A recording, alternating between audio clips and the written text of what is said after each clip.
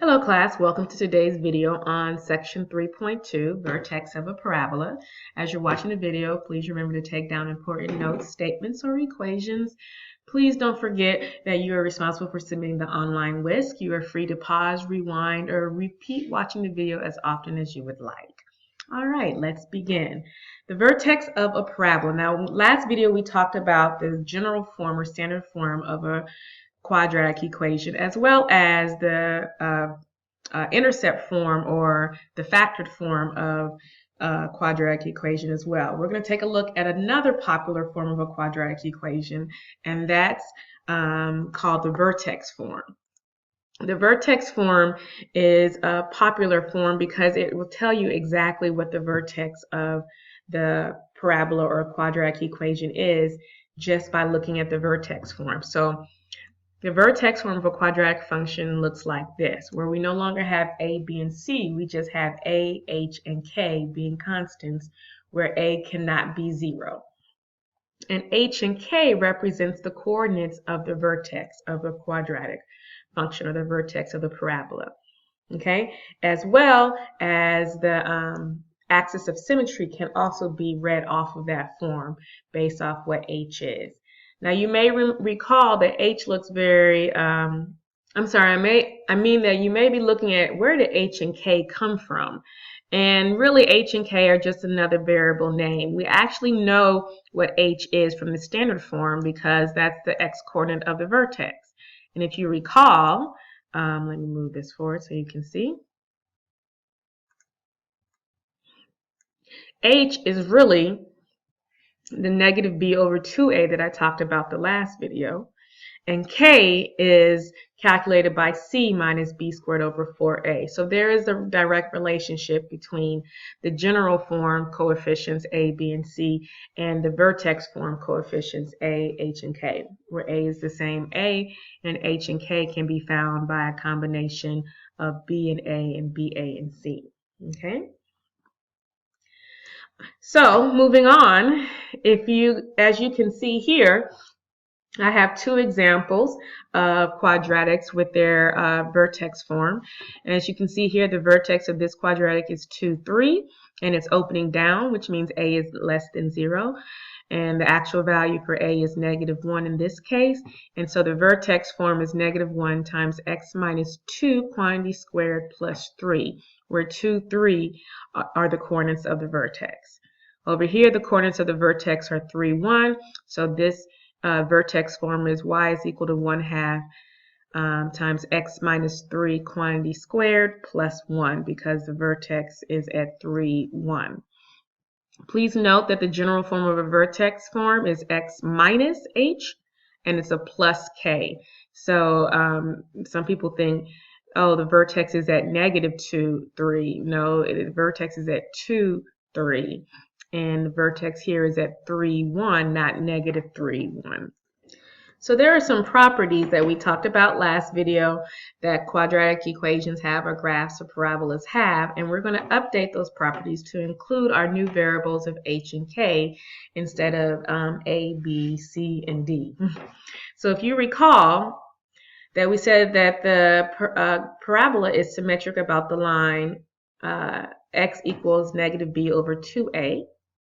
Well, that is basically the h coordinate of our vertex. So basically we have that the graph is symmetric about the line x equals h. We also said that the parabola has either a minimum of d value or a maximum of d value. Well, instead of d, that's basically the k value of our vertex. So our vertex coordinates. Then we said the range is y is greater than or equal to d, or the range is less than or equal to d. Well, instead of d, we're using k because that's the y value of our vertex. And then the other ones, as far as can they have 0, 1, or 2 intercepts, that stays the same as well. So no big problem there. The thing to note that's interesting is that the x-coordinate is the midpoint of the two x-intercepts. So the x-coordinate of the vertex is the midpoint of the two x-intercepts.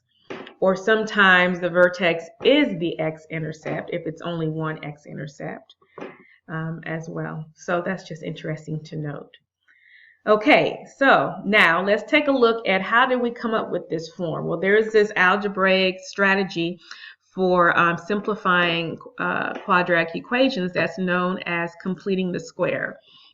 And I don't know how much algebra you know, or was this introduced to you earlier, but these are the steps. You first have to have a leading coefficient that must be a factor. So in this problem, we're going to complete the square, change it from standard form or general form to vertex form. And we do that by completing the square.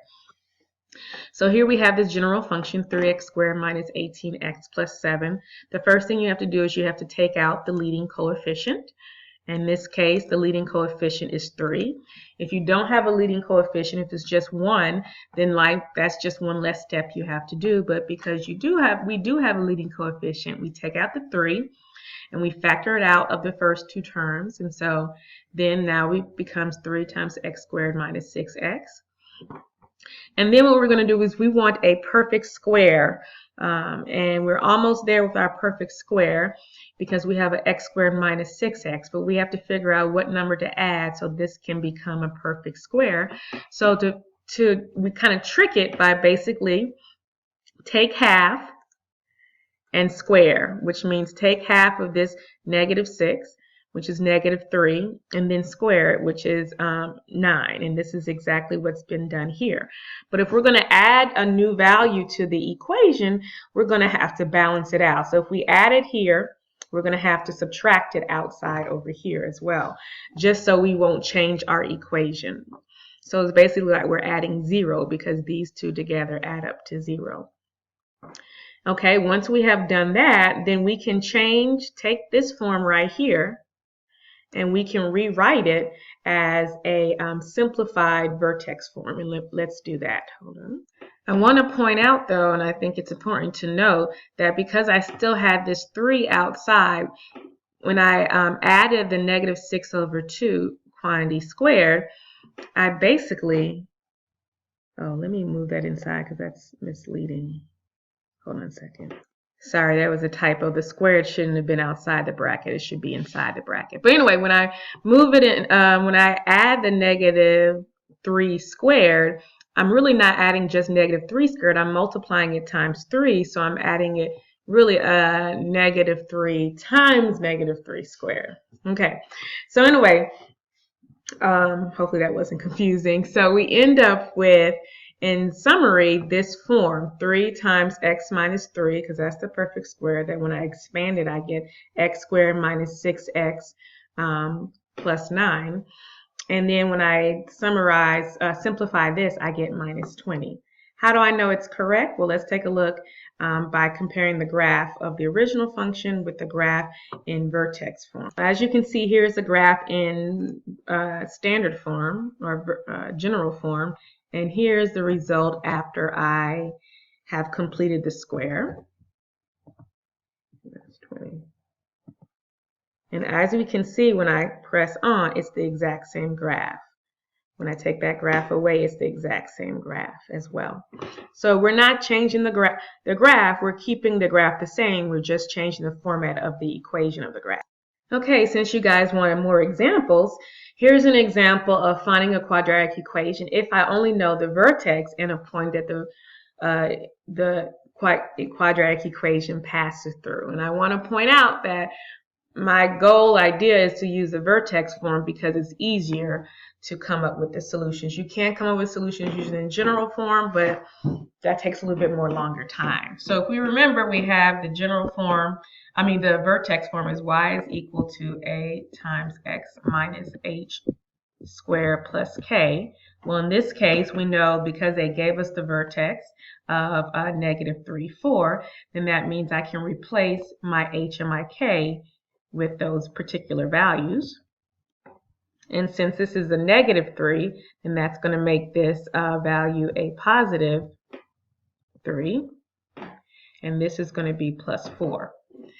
So now all I have left to do is to figure out what A is. And A, as we can see, can be determined by plugging in the second point's coordinates into our equation. So for -4 and 7, I'm going to plug them in for x and y respectively. So to do that, I do, let me do another color. Let's do this one. So I do 7 is equal to a times, instead of x, we do -4.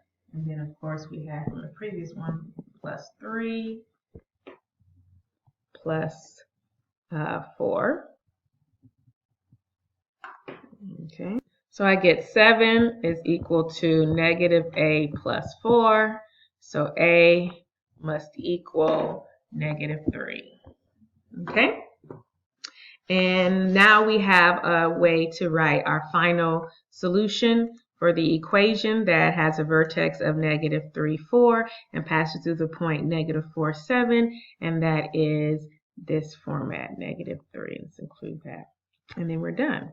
And you can check it either on Desmos or the graphing calculator to see if this equation has that particular graph. All right. Okay, one last thing involving solving word problems using quadratics, because sometimes the problems won't say this is how you solve this word problem using quadratics, but you'll know what method you'll need to use based off how they phrase the word problem. So if they want you to find the maximum or minimum value, or they say find the highest or the lowest point, then all they really want you to do is to find the vertex, and more specifically, find the k in the vertex. In HK, they want you to find k, which will be the maximum or minimum value, or the highest value or the lowest value. Okay? If they want to find when the function will hit the ground, because usually a quadratic function describes a motion, then really that's all they're asking you to do is to find the x-intercepts or the zeros. Okay? Or if they want to know how far apart, how long does it take for them to hit the ground or return back to the ground, then that's really the difference between the x-intercepts. Because if you think if it goes up like this, then this is where it starts and this is where it hits the ground, then these are x-intercepts, but the difference is the time that it takes between these two.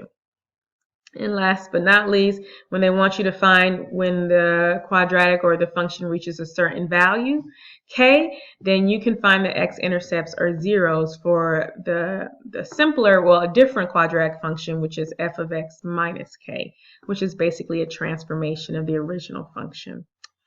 So I hope this helps. You'll be working on word problems in class involving quadratic functions as well as completing the square. All right, bye-bye.